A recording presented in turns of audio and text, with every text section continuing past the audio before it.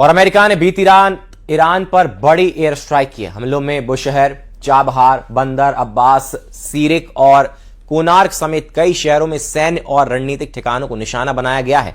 अमेरिकी central command ने कहा कि कार्रवाई का मकसद हार्मूज में ईरान की क्षमता को कमजोर करना है। हमलों के बाद राष्ट्रपति डोनाल्ड ट्रंप ने ईरान को कड़ी चेतावनी देते हुए कहा, वो हर बार हम पर हमला करेंगे तो हम 20 गुना जवाब देंगे। ट्रंप ने दावा किया कि ईरान समझौता चाहता है, लेकिन उसे इस बात पर भरोसा नहीं कि तेहरान समझौते का पालन करेगा। बीती रात अमेरिका के हमले से बौखलाए ईरान ने कुवैत, बहरीन और कतर में अमेरिकी बेस पर हमले तेज कर दिए हैं। बढ़ते तनाव के बीच ईरानी मीडिया ने दावा किया है कि बहरीन स्थित अमेरिकी नौसेना के 5वें बेड़े यानी US 5th फ्लीट के मुख्यालय को ईरानी हवाई हमले में निशाना बनाया गया है। अमेरिका ने एक बार फिर ईरान पर हमले किए, वहीं ईरान ने भी अमेरिकी बेस पर हमले किए। ट्रंप ने साफ तौर पर कहा कि ईरान समझौता चाहता है, लेकिन उसे विश्वास नहीं, और उसी के चलते एक दफा फिर इन दोनों देशों के बीच तनाव अब बढ़ता हुआ नजर आ रहा है। We just hit them very hard, and I say we hit them 20-1. Every time they hit us, we're going to hit them 20. And we did it last night.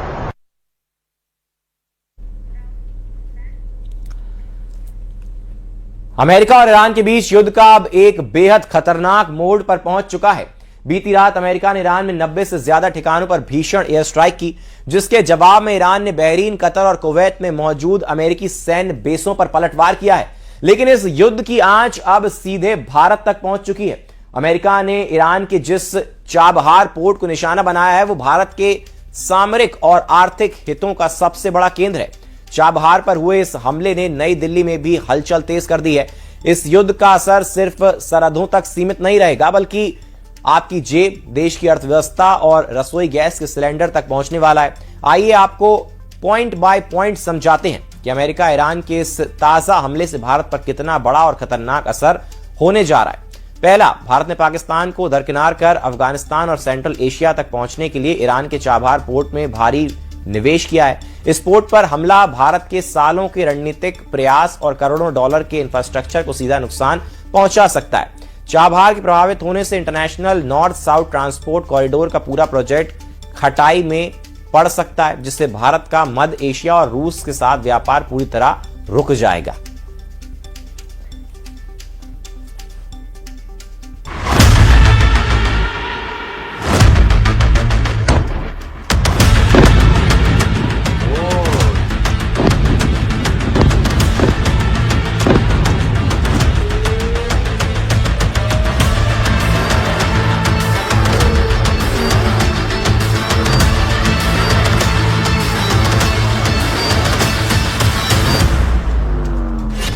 Trump ने फोड़ डाले ईरान के 80 सैन्य टारगेट। ईरान ने बदले में उड़ा दिए ट्रंप के 85 टारगेट। अमेरिका से युद्ध शुरू होते ही ईरान पूरी तरह से हावी हो गया है।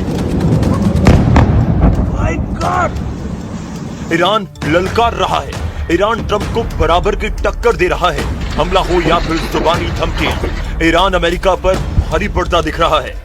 अमेरिका के सैन्य ठिकानों को दहलाने के बाद ईरान ने ट्रंप के सुपर शिकारी का सफाया करने का दावा किया।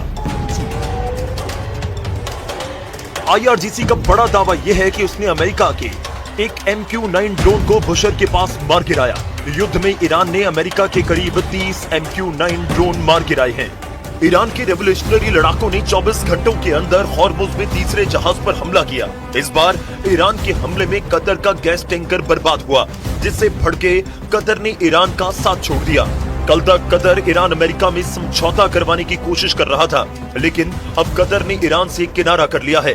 कतर को सऊदी अरब ने ईरान से दूर रहने की हिदायत दी है, जिस पर कतर ने एक्शन ले लिया। सऊदी अरब को अमेरिका का रुख का पता लग चुका है। ट्रंप सर्वनाश युद्ध शुरू कर चुके हैं। कतर की तरह कुवैत ने भी ईरान के हमलों के फौरन बाद स्टैंड बदल लिया। कुवैत में ईरानी मिसाइलों और ड्रोन ने भारी तबाही मचाई है। कुवैत के बिजली मंत्रालय के मुताबिक ईरानी हमलों में देश के पावर सप्लाई सिस्टम को नुकसान पहुंचा है। ईरान ने कुवैत के अंदर बैलिस्टिक मिसाइलों और 13 ड्रोन से भयानक हमला किया। दूसरी तरफ ईरान ने जानकारी दी कि अमेरिकी हमले में उसे कुछ खास नुकसान नहीं पहुंचा। ईरान ने बंदर अब्बास पोर्ट पर किसी तरह के नुकसान नहीं होने की सूचना दी है। हालांकि खुजैस्तान में अमेरिकी बमबारी में एक आदमी की मौत की पुष्टि ईरान ने की। तस्नीम न्यूज एजेंसी के मुताबिक अमेरिकी सेंट्रल कमांड ने महाशहर, इमाम खुमैनी पोर्ट और हमीदिया शहरों में कई जगहों पर बम बरसाए। अमेरिका ने ईरान पर हमले की वीडियो रिलीज कर डराने की कोशिश की है, जिसके जवाब में ईरान ने ऐलान किया कि खाड़ी में जिस देश ने अब अमेरिका का साथ दिया उसे बर्बाद कर दिया जाएगा। های بامداد امروز ارتش تروریست آمریکا در حمله به برخی از مناطق جنوبی کشور هشدار داد مبدأ هر گونه پشتیبانی از ارتش متجاوز آمریکا برای تجاوز به حاکمیت و سرزمین ایران اسلامی هدف مشروع نیروهای مسلح. ईरानी सेना के senior commander rear admiral Habibullah Sayari ने धमकी दी है कि अगर अमेरिकी नेवी ने ईरान पर कदम भी रखा तो उन्हें जहन्नुम पहुंचा देंगे। एडमिरल सयारी अभी ईरान की सेना में कोऑर्डिनेशन के लिए डेप्यूटी चीफ के तौर पर काम कर रहे हैं।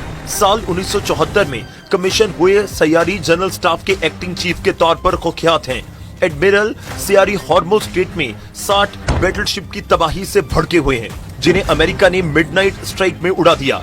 अमेरिकी हमले के बाद ईरान ने हॉर्मुज के नियम कायदे बदलने की धमकी दे डाली। मतलब यह है कि अब तक हॉर्मुज में चल रहे तेल कारोबार को ईरान फिर ठप कर सकता है। हॉर्मुज ही वो कमजोर नस है जिसे दबाने पर ट्रम्प चीख पड़ते हैं। लेकिन अब की बार ईरान अमेरिका को बड़े झटके देने के लिए तैयार है। कुवैत और बहरीन पर हमला ईरान के सबसे खौफनाक हमले का ट्रेलर भर है। ईरान के टारगेट पर अब अमेरिकी सेंट्रल कमांड का हेडक्वार्टर भी है। कतर की राजधानी दोहा से 30-35 किलोमीटर दक्षिण पश्चिम में अमेरिका का सबसे बड़ा सैन्य अड्डा अल उदैद एयरबेस है, जहां पर यूनाइटेड स्टेट्स सेंट्रल कमांड, जिसे ज्यादातर सेंटकॉम कहते हैं, का फॉरवर्ड मुख्यालय भी है। अल उदैद बेस लड़ाकू विमानों को हवा में ईंधन भरने वाले बोइंग KC-135 स्ट्राटो टैंकर तैनात हैं। सैनिकों, टैंक और हथियारों की सप्लाई करने वाले बोइंग C-17 ग्लोबमास्टर यहाँ पर हर वक्त वॉर मोड में रहते हैं। B-2 और B-52 रॉकवेल B-1 लॉन्चर बम वर्षकों की यहाँ तैनाती है। इनके साथ F-15, F-16 जैसे अल उदैद बेस का खौफ कायम करती हैं।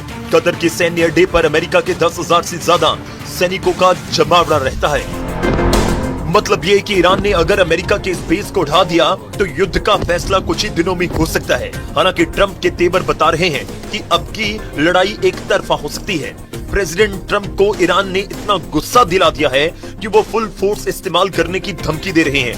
ट्रंप ने कहा कि ईरान के एटमी प्रोग्राम का टोटल सफाया करेंगे। And they're a bunch of scum, you want to know the truth. They're scum. And so we don't like them. I don't like them. And they're evil people, and it's the denuclearization of Iran. And we're going to denuke it. We're not going to let them because they're crazy and they can't have a nuclear weapon. My God!